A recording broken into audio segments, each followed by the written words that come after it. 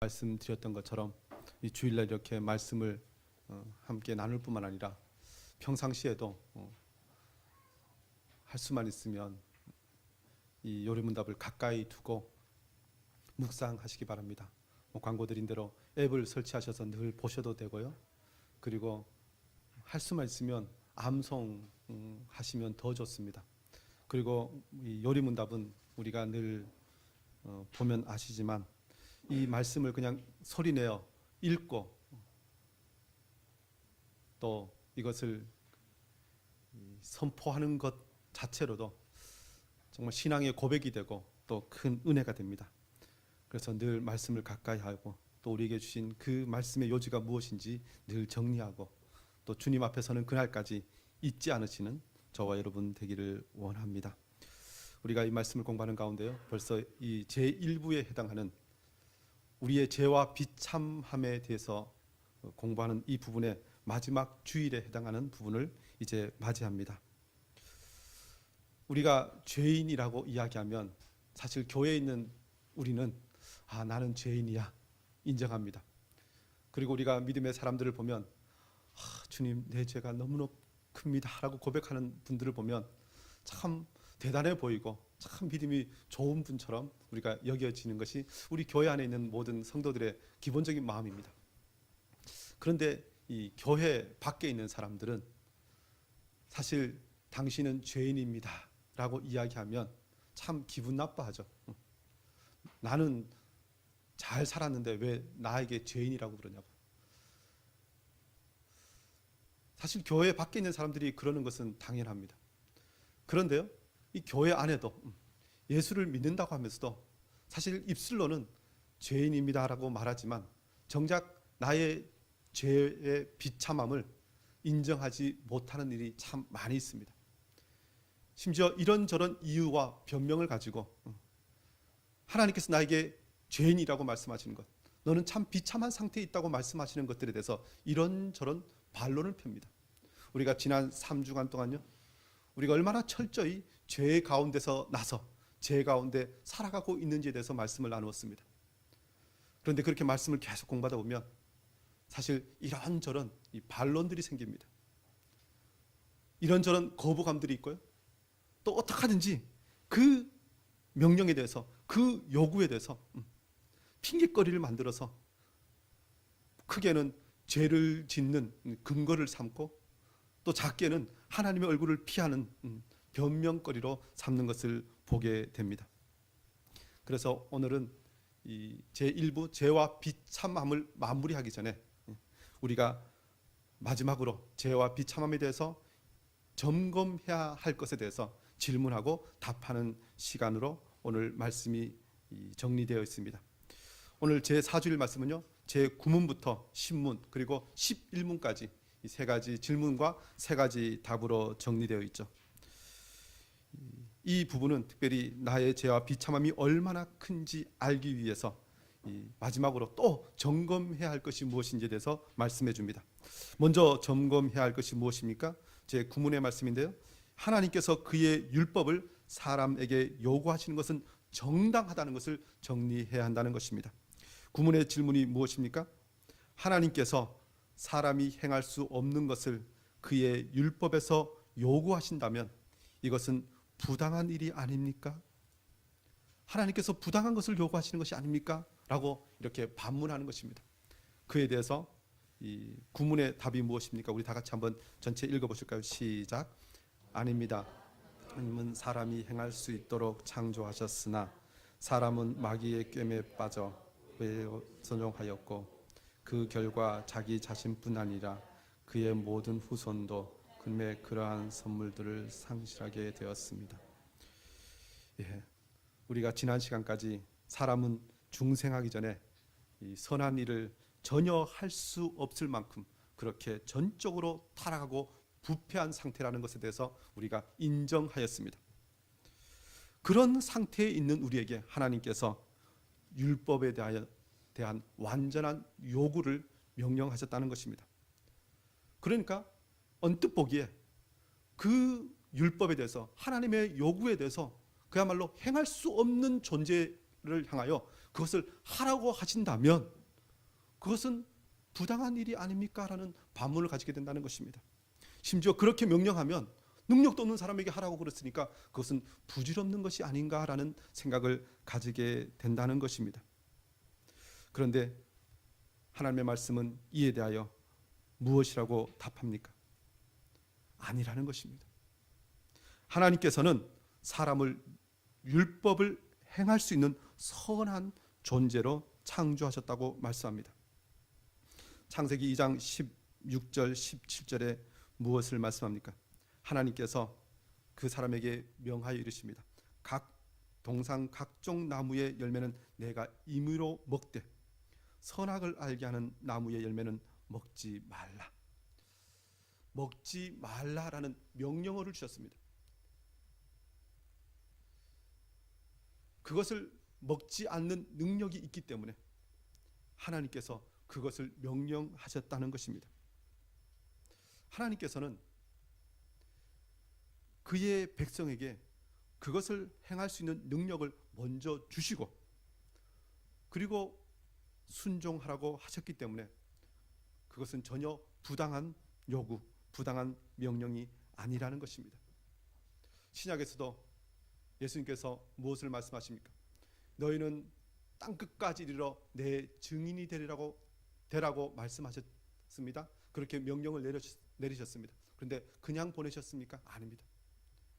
그렇게 행할 만한 능력, 성령의 충만함을 받고 성령이 너희에게 임하시면 그렇게 가라고 명령하셨습니다. 제자들에게 복음을 증거하라고 하시면서 그냥 보내지 않으셨습니다. 그들에게 모든 것을 준비시키신 다음에 보내셨다는 것입니다. 하나님께서 그의 백성에게 사람에게 요구하시는 것은 능력을 주시고 요구하시는 것입니다. 그리고 그렇게 하는 것이 그 사람에게 가장 좋은 것이기 때문에 그렇게 명령하셨다는 것입니다. 하나님께서 그렇게 하나님의 모든 율법에 대하여 행할 수 있는 능력을 주시고 명령하셨음에도 불구하고 사람은 어떻게 했습니까? 사람은 마귀의 꾀임에 빠져서 고의로 불순종하였고 비참하게 되었다고 말씀합니다. 구문의 답 두 번째가 그것이죠. 사람은 마귀의 꾀임에 빠져 고의로 불순종하였고, 요한복음 8장 44절도 말씀합니다. 너희는 너희 아비 마귀에게서 났으니. 그러면서 중간에 보면 거짓을 말할 때마다 제 것으로 말하라니.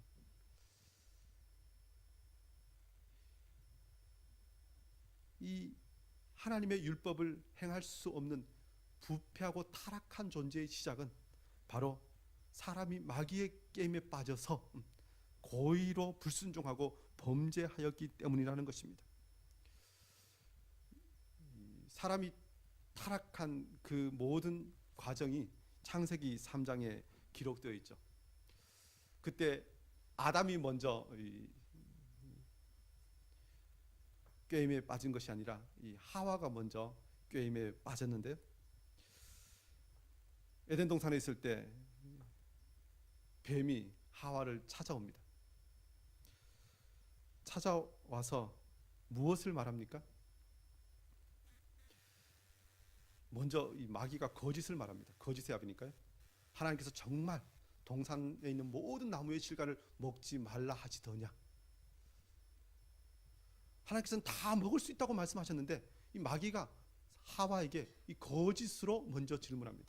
그런데요, 그런 뱀의 질문에 대해서 하와는 어떻게 대답하냐면요,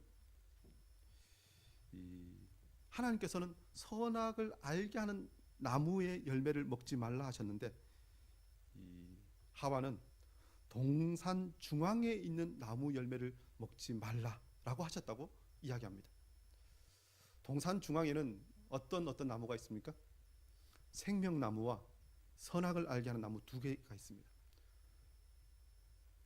그 중에서 하나님께서는 생명나무 열매는 아무 때나 마음껏 먹으라고 말씀하셨고 선악을 알게 하는 나무의 열매만 먹지 말라고 하셨는데 하와는 뱀에게 대답할 때 동산 중앙에 있는 나무의 열매를 먹지 말라고 그것을 바꿔버립니다.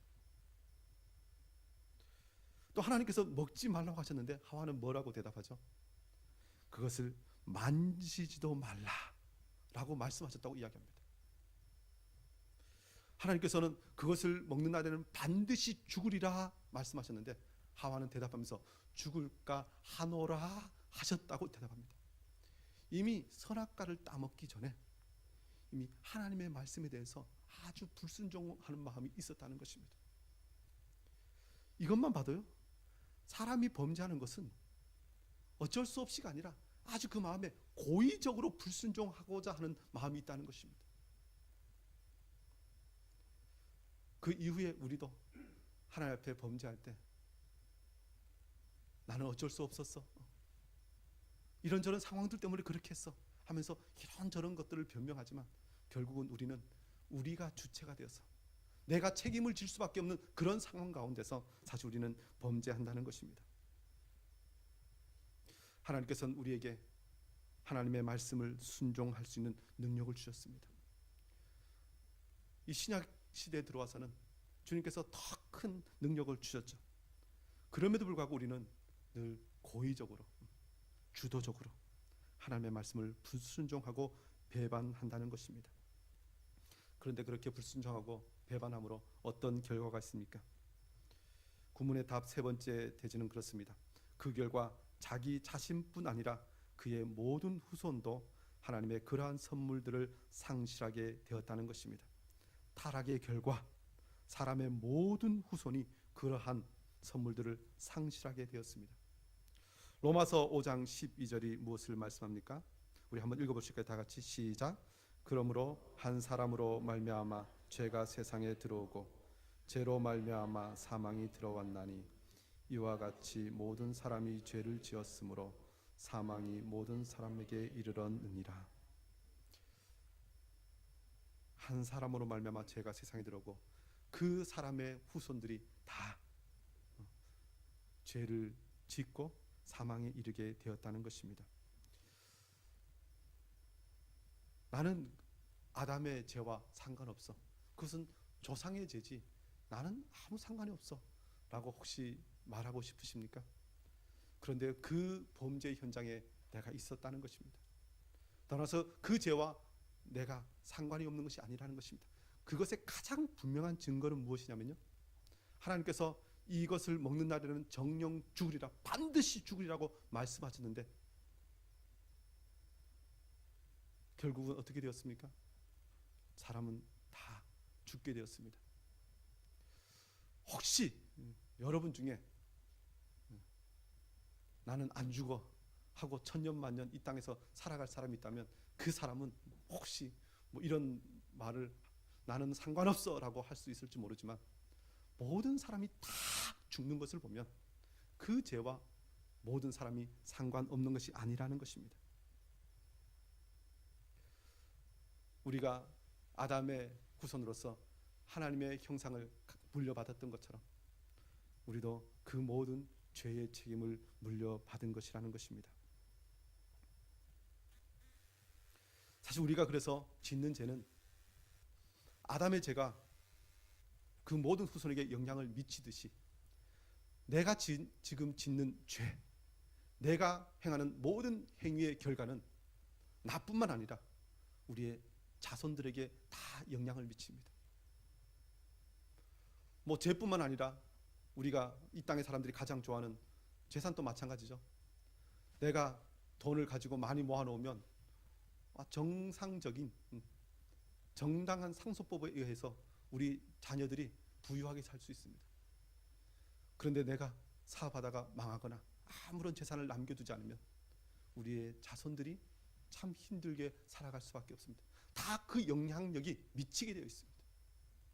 이것처럼 죄의 결과는 자기 자신뿐만 아니라 그의 후손들에게 동일하게 영향을 미친다는 것입니다. 그래서 하나님께서 우리에게 하시는 그 모든 요구는 사실 우리뿐만 아니라 우리 자손들에게도 다 영향을 미치기 때문에 하나님께서 정당한 요구, 우리에게 가장 좋은 요구를 하신다는 것입니다. 오늘 읽은 시편 5편에서도 다윗이 고백하는 말씀이 있죠. 시편 5편 8절에 이렇게 고백합니다. 여호와여, 나의 원수들로 말미암아 주의 의로 나를 인도하시고 주의 길을 내 목전에 곧게 하소서. 다윗이 누굽니까? 왕입니다. 웬만한 사람들이 지도받지 않아도 자신의 모든 판단과 결정으로 나라를 다스리고 모든 사람들이 우러르고 따르는 그런 지도자입니다. 그런데 그런 다윗이 하나님께 기도합니다. 나를 인도해 달라고. 주의 길을 내 목전에 보여주시고 그 길로 곧게 가게 해달라고 기도합니다. 왜요? 나는 죄인이기 때문에 그렇습니다. 하나님의 말씀의 지도를 받지 않으면 아무것도 할 수 없는 존재이기 때문에, 또 죄인이기 때문에 하나님의 말씀만이 유일한 빛이라고 고백하는 것입니다. 우리가 철저히 타락한 부패한 존재이기 때문에 더욱더 하나님의 말씀, 그 율법이 인도하는 빛을 따라가야 한다는 것입니다. 저와 여러분이 하나님의 말씀을 온전히 믿고 따라야 할 이유가 바로 여기에 있습니다. 하나님은 우리에게 부당한 요구를 하신 것이 아니라 정당한 요구를 하셨다는 것입니다. 더 나아가 나의 죄와 비참함이 얼마나 큰지 알기 위해서 또 무엇을 점검해야 합니까? 두 번째는 하나님께서는 불순종과 반역에 대하여 의로운 심판으로 형벌하신다는 것입니다. 제 신문에 이렇게 질문하죠. 하나님께서는 그러한 불순종과 반역을 형벌하지 않고 지나치시겠습니까? 라고 질문합니다. 여기에 어떻게 답합니까? 우리 다 같이 한번 신문 전체 한번 답을 읽어보실까요? 시작. 결코 그렇지 않습니다. 하나님께서는 불의와 자범죄 모두에 대하여 행해서 그리고 영원히 의로운 심판으로 형벌하십니다. 하나님께서는 누구든지 기록된 대로 온갖 일을 저주 아래 있는 자라고 선언하셨습니까? 이것이 무슨 말씀입니까? 하나님께서 굳이 그렇게 형벌을 내리셔야 하는가? 라는 것입니다. 그냥 좋게 넘어가시면 안 되는가? 좀 참고 눈 감아 주시면 그것이 더 좋아 보이는 것이 아닌가? 이렇게 이야기하는 것입니다. 그런데 하나님은 어떤 분이시라고 말씀합니까? 시편 5편 말씀에도 하나님께서는 죄악을 기뻐하시는 신이 아니라고 이야기합니다. 하나님께서는 불순종과 반역에 대해서 조금도 용납하지 않으시는 분이라는 것입니다. 하나님께서는 무엇에 대해서 분노하신다고 말씀합니까? 무엇에 대해서 진노하신다고 말씀하십니까? 신문의 답 첫 번째 대지를 보면 하나님께서는 원죄와 자범죄 모두에 대해 심히 진노하신다고 말씀합니다. 시편 7편 11절도 말씀하죠. 하나님은 의로우신 재판장이시며 매일 분노하시는 하나님이시로다. 우리는 인간적인 기준으로 보면 분노하는 사람은 가까이 가기도 싫습니다. 분노를 왜 해? 싫어. 너무 힘들어.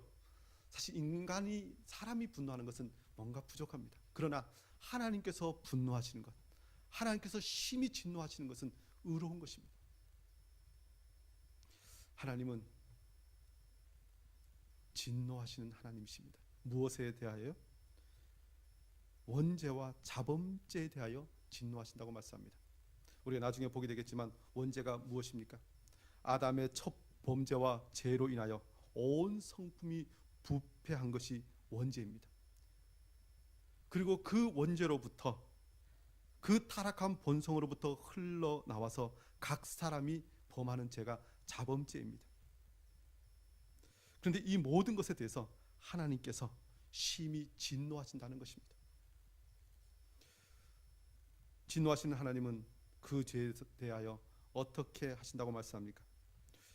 죄들에 대하여 이 세상에서 그리고 영원한 심판으로 형벌하신다고 말씀합니다. 진노는 그냥 거기서 멈추는 것이 아니라 그것은 형벌로 이어지게 됩니다.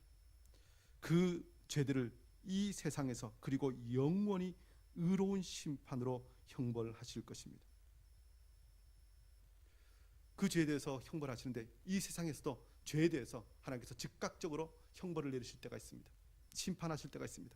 그리고 더 나아가서 마지막 하나님의 심판대에서 영원히 의로운 심판으로 형벌하신다는 것입니다. 창세기 2장 17절이 무엇을 말씀합니까? 선악을 알게 하는 나무의 열매는 먹지 말라. 내가 먹는 날에는 반드시 죽으리라. 하나님이 봐주시지 않으시겠다는 것입니다. 반드시. 그야말로 죄는 아주 자그마한 것도 끝까지 하나님께서는 추적하셔서 그 죄의 문제를 해결하시는 분이시라는 것입니다. 히브리서 9장 27절은 무엇을 말씀합니까? 한 번 죽는 것은 사람에게 정해진 것이요 그 후에는 심판이 있으리니. 세상 사람들은 이야기합니다. 죽으면 끝이지 뭐. 죽으면 그 모든 죄값을 다 치르고 법정 용어로 공소권 없음 하고 끝나는 것이지 뭐, 이렇게 이야기합니다. 그런데 하나님의 말씀 무엇을 말씀합니까?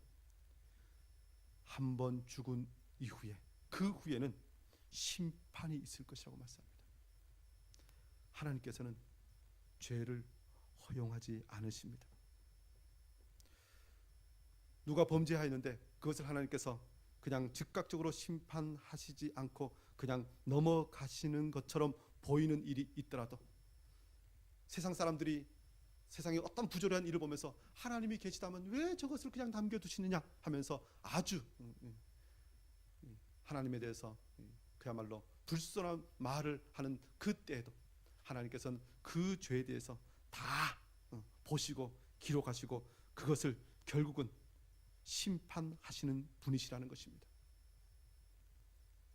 저와 여러분이 이렇게 철저히 죄에 대하여 심판하시는 하나님을 우리가 기억해야 됩니다. 하나님께서 죄를 얼마나 철저히 심판하십니까? 그냥 넘어가지 않으십니다. 그래서 자신의 독생자 예수 그리스도를 이 땅에 내어주시면서까지 그 죄에 대해서 철저히 값을 치르신 분이 우리 하나님이시라는 것입니다. 저와 여러분은 그래서 죄를 우리가 조심해야 합니다. 두려워해야 합니다. 죄는 그냥 대충 그냥 덮고 넘어갈 것이 아니라는 것입니다. 하나님께서 그것을 그냥 넘어가시지 않기 때문에 그렇습니다.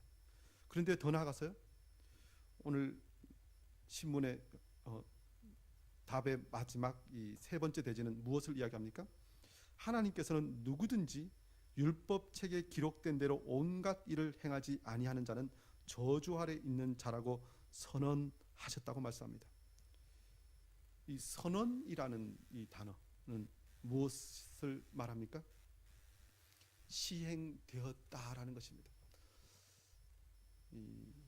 우리 강 건너 여의도에 국회가 있죠.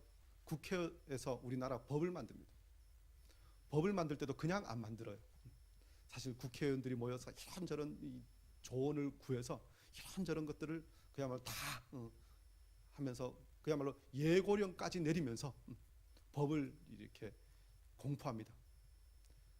그런데 그 예고령을 지날 때 혹시 뭐 좀 부조리한 법이 항목이 발견되면 그 법을 고치죠. 그런데 그 시행령이 그대로 시작되는 날이 있습니다.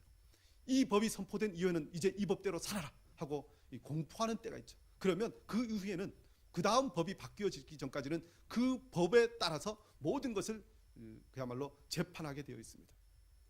이것처럼 하나님께서는 하나님의 율법에 누구든지 율법책에 기록된 대로 온갖 일을 항상 행하지 아니하는 자는 저주 아래 있는 자라고 선포하셨습니다. 시행되었다는 것입니다. 그러니 이제는 하나님의 뜻대로 행하지 않으면 자기 스스로 나는 저주 아래 있다고, 그리고 앞으로 저주 받은 자로서 그 형벌을 받아도 마땅한 자라고 고백하는 것이나 마찬가지라는 것입니다. 하나님께서 이렇게 명령하시고 선포하셨음에도 불구하고 끊임없이 그의 종들을, 그의 선지자들을 보내셔서 사람들에게 경고하셨음에도 불구하고 끝까지 불순종하고 그냥 자기의 길로 간다면 그 사람 앞에는 영원한 형벌밖에는 남은 것이 없다는 것입니다. 오늘 읽은 시편 5편에서도 다윗은 주께서 배역한 자들을 정죄하시고 심판하시기를 기도합니다. 시편 5편 4절 5절에 무엇을 말씀합니까? 주는 죄악을 기뻐하는 신이 아니시니 악이 주와 함께 머물지 못하며 오만한 자들이 주의 목전에 서지 못하리다. 주는 모든 행악자를 미워하시며. 사람이 누구를 미워한다 그러면 사실 안 좋은 의미로 우리는 사용합니다. 그러나 하나님께서 미워하시는 것, 하나님께서 심판하시는 것은 정당한 것이기 때문에 이제 하나님께서 말씀하시는 대로 그 모든 일을 행하시는 것이기 때문에 우리는 하나님 앞에서 하나님께서 말씀하신 대로 그 모든 것을 이루어 달라고 기도하는 것, 그것이 우리의 자세라는 것입니다. 심지어 이 시편 5편 10절은 무엇을 말씀합니까? 하나님이여 그들을 정죄하사 자기 꾀에 빠지게 하시고 그 많은 허물로 말미암아 그들을 쫓아내소서. 그들이 주를 배역함이니이다. 주님을 배역하는 사람들을 향해서 하나님께서 어떻게 해 주시기를 기도합니까? 주님 그들을 정죄하시고 그들을 쫓아내 달라고, 그들을 심판해 달라고. 이것이 하나님의 뜻이고 하나님의 방식이라는 것입니다. 저와 여러분, 하나님께서 죄를 기뻐하지 않으시는 하나님이심을 다시 한번 기억해야 합니다. 그래서 신약에서는 주님께서 무엇을 말씀하십니까? 잔치에 참여해도 예복을 입지 않은 자를 향해서 쫓아내 버리라고 말씀하십니다. 참 매정하죠. 잔치 자리까지 왔는데요, 예복을 입지 않으면 쫓아내 버리라고, 바깥 어두운 곳에서 이를 갈며 슬퍼하게 하라고 말씀합니다. 저와 여러분이 죄를 철저히 미워하시고 심판하시는 하나님이 우리의 하나님이심을 다시 한번 기억하는 인생이 되기를 원합니다. 그러면서 세 번째로 나의 죄와 비참함이 얼마나 큰지 알기 위해서 무엇을 또 점검해야 한다고 말씀합니까? 11문은 이렇게 말씀합니다. 그러나 하나님은 또한 자비하신 분이 아닙니까? 라고 질문합니다.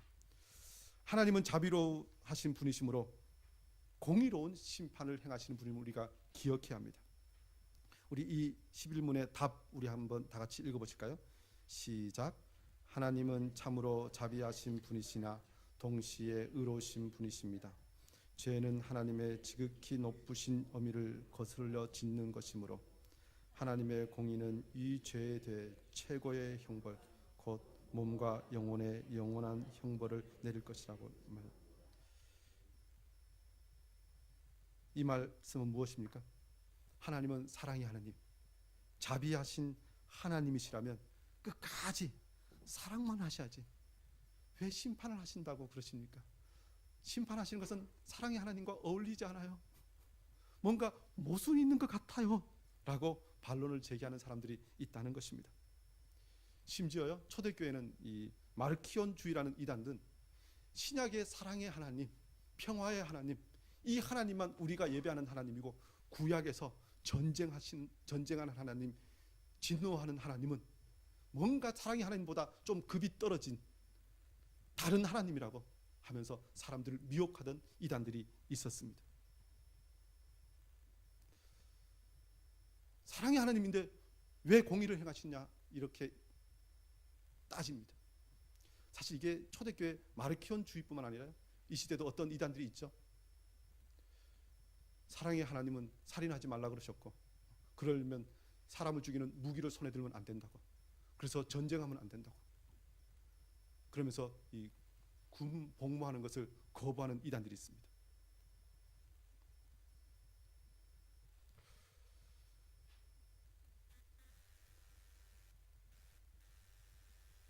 그런데 오늘 말씀은 우리에게 무엇을 말씀합니까? 사랑의 하나님은 자비하신 분이시나 동시에 공의로우신 재판장이시라고 말씀합니다. 출애굽기 34장 6절 7절도 이렇게 말씀하죠. 특별히 7절 말씀 보면요, 인자를 천대까지 베풀며 악과 과실과 죄를 용서하리라. 그러나 벌을 면제하지는 아니하고 아버지의 악행을 자손 3, 4대까지 보응하리라. 인자를 1000대까지 베푸시는 하나님께서 벌을 자손 3, 4대까지 보응하시는 분이시라고 말씀합니다. 하나님의 공의는 하나님의 사랑과 별개의 것이 아니고 한 하나님께서 우리에게 보여주신 것이고 또 우리에게 동일하게 명령하시는 것입니다. 하나님께서는 그의 백성들을 참으로 사랑하시기 때문에, 자비하신 분이시기 때문에 죄를 기뻐하지 아니하시고 철저하게 심판하시는 분이라는 것입니다. 그래서 하나님의 공의와 하나님의 사랑은 별개가 아닙니다. 같은 것입니다. 지난 주간에 뉴스를 하나 접했는데, 지난해 강서구 등촌동의 한 아파트에서 C씨라는 사람이 보도에 의하면 자기의 전 부인 B씨를 흉기로 찔러 숨지게 하는 사건이 있었습니다. 그래서 지난주에 그에게 선고가 떨어졌습니다. 이 검찰에서 무기징역을 구형했는데 재판부에서 징역 30년을 선고했다는 것입니다. 그런데 이 선고에 대해서 그 죽이고 죽은 사람의 딸이 이렇게 이야기합니다. 저희는 사형을 원했는데 검찰은 무기징역을 구형했고 재판부는 30년형을 선고했다는 것입니다. 딸인데 아버지를 사형시켜달라고 그랬다는 것입니다. 그런데 왜 그렇게 재판부에 요구했냐면, 우리 가족이 제일 우려한 게 아버지가 재범을 저지르지는 않을까 했던 점이라는 것입니다. 자신의 어머니를 죽인 아버지가 끊임없이 너 그러면 죽인다 하다가 죽였다는 것입니다. 그런데 아버지가 풀려서 나오면 자신들도 죽이겠다 그러고 죽일까 봐 심히 두렵다는 것입니다. 그 옆에 있던 그 딸의 할머니가 이렇게 이야기합니다. 짐승만도 못한 놈이다. 사형시켜야 한다. 나오면 또 죽인다고 하더라. 어린 것들이 어떻게 사냐고 소리 질렀다는 것입니다. 이 세상에서도 범죄자들을 사회로부터 격리시키는 것은 그들에게 죄값을 치르게 하는 것도 있지만 그에게 자비를 베풀어서 그가 교정될 기회를 주는 것입니다. 그런데 또 중요한 것은 그 범죄자로부터 다수의 수많은 선량한 사람들을 보호하기 위해서 그렇게 하는 것입니다. 그러니까 사람을 형벌을 주고 그렇게 격리시키는 것은 다른 사람들이 보호받기 위해서 그렇다는 것이, 만약에 그들을 그냥 풀어놓으면 또 나와서 수많은 사람들이 그것 때문에 고통받기 때문에 그렇게 한다는 것입니다. 세상의 법에서도 재판에서 형벌을 주는 것은 더 큰 사람들을 보호하기 위한 조치라는 것입니다. 하나님의 공의의 시행도 그러합니다. 하나님께서 이스라엘 백성들을 가나안 땅에 들어가게 하시면서 무엇을 명령합니까? 이 가나안 7족속을 다 진멸하라고 명령합니다. 참 잔인한 하나님처럼 여겨집니다. 그런데 하나님께서 그렇게 하신 이유는 이스라엘 백성들이 그곳에 살다가 그들과 함께 교제하면서 그들을 닮아가고 그들과 똑같은 죄를 지으면 이스라엘 백성들도 그들과 동일한 심판과 동일한 멸망을 당할 수밖에 없기 때문에 그의 백성들을 보호하시기 위하여 그의 백성을 사랑하시기 때문에 그렇게 명령하셨다는 것입니다. 저와 여러분이 하나님의 공의는 사랑에 기반한 것임을 다시 한번 기억해야 될 줄 압니다. 사실 우리는 하나님의 그 사랑과 그 공의의 그 온전한 비밀을 다 알 수는 없습니다.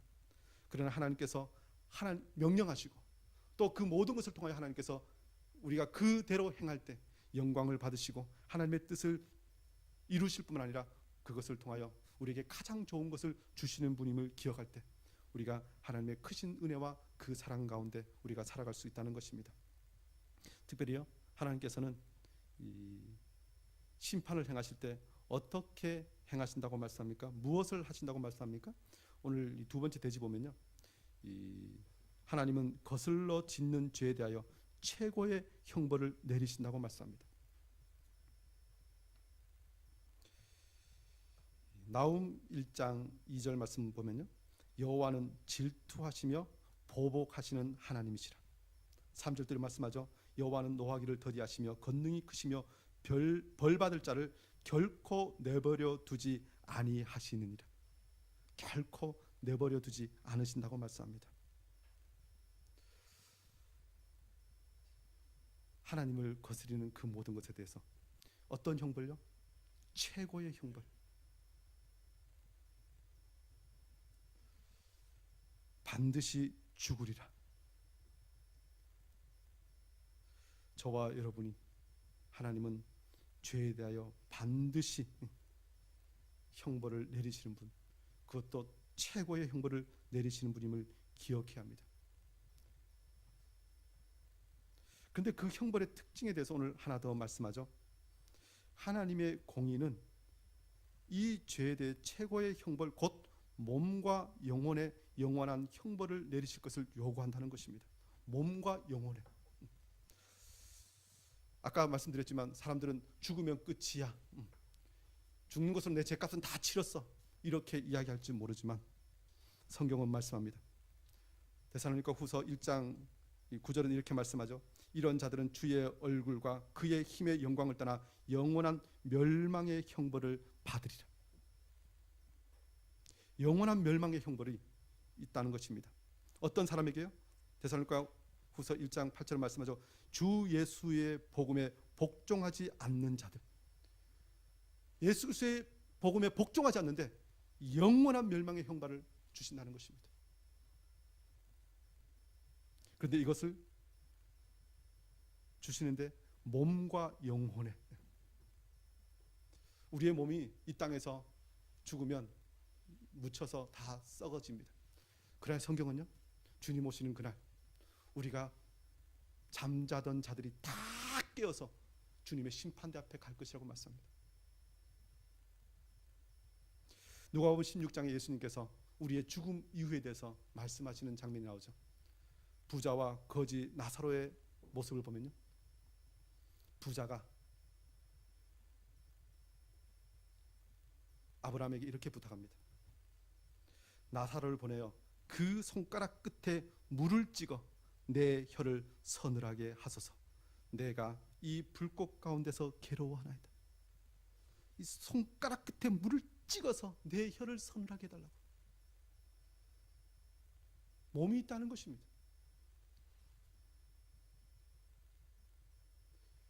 그냥 단순히 영혼에만 문제가 아니라는 것입니다. 그래서 우리가 몸과 영혼을 다 거룩하게 하나님께 드려야 합니다.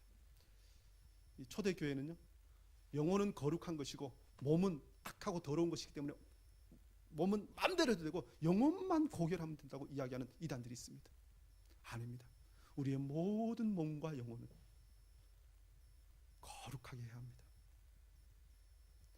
시편 5편 11절에도 다윗이 기도하죠. 그러나 죽게 피하는 모든 사람은 다 기뻐하며 주의 보호로 말미암아 영원히 기뻐 외치고 주의 이름을 사랑하는 자들은 주를 즐거워하리이다. 하나님의 심판은 죽게 피하는 모든 사람을 위한 주의 보호하심입니다. 그런데 이 다윗이 하나님의 공의를 시행할 것을 기도하면서 모든 사람은 다 기뻐한다고 이야기합니다. 사실 우리가 기뻐하는 것은요, 우리의 몸과 영혼이 다 전인격적으로 하나님께 나아가 즐거워하는 것입니다. 특별히 주의 보호하심을 받는 인생. 사실 그래서 우리가 신앙을 잘할 때도요, 사실 우리의 영혼만이 만족하고 기쁘면 되는 것이 아니라 사실 우리의 몸도 더 온전히 회복되어야 합니다. 그 일을 위해서 주님께서는 이 병자들을 고쳐주셨고 또 모든 것을 온전케 하셨고 배고픈 자들을 먹이셨습니다. 사실 우리도 신앙생활 하다 보면 아무리 믿음 좋은 사람도 사실 질병이 걸리면 마음이 힘들어집니다. 사실 이런저런 직장의 문제로 고민하면 신앙이 점점 흔들리는 것을 보게 됩니다. 하나님께서 우리를 전인격적으로 회복시키심을 기억해야 합니다. 반대로 우리의 심판이 또 그렇게 전인적으로 이루어짐을 기억하면서 주의 말씀대로 살아가는 저와 여러분 되기를 원합니다. 사실 우리는 이렇게 주의 말씀대로 살아간다고 할 때 사실 우리의 힘으로는 할 수 없습니다. 내가 아무리 주님 은혜 가운데 산다고 하지만 오늘 다윗의 고백처럼 주의 보호하심이 없으면 아무것도 할 수 없습니다. 그래서 다윗은 하나님의 심판 가운데서 보호받는 자가 얼마나 복된 인생인가에 대해서 고백하는 것입니다. 그래서 그것에 대해서 찬양하고 그것에 대해서 즐거워하며 그것이 너무나 크고 놀랍기 때문에 하나님을 예배한다고 다윗은 고백하고 있습니다. 저와 여러분, 우리 한강 밤성교회 모든 성도들은 우리가 하나님의 의로우신 재판대 앞에서 우리의 죄가 가리워지고 용서받는 그 은혜가 얼마나 크고 놀라운지 늘 기억하면서 다시 한번 주님의 큰 사랑과 은혜를 깨닫는 복된 성도들이 되기를 원합니다. 우리가 받은 구원이 바로 그렇게 크고 놀라운 구원입니다. 영원한 멸망 가운데 던져질 수밖에 없는 인생이 이제는 영원한 생명과 기쁨과 복을 소유한 자가 되었음을 기억하면서 이 말씀을 따라서 이 세상을 살아감으로 많은 사람들에게 하나님의 공의와 사랑을 보여주는 복된 인생 되시기를 주의 이름으로 축원합니다. 기도하겠습니다.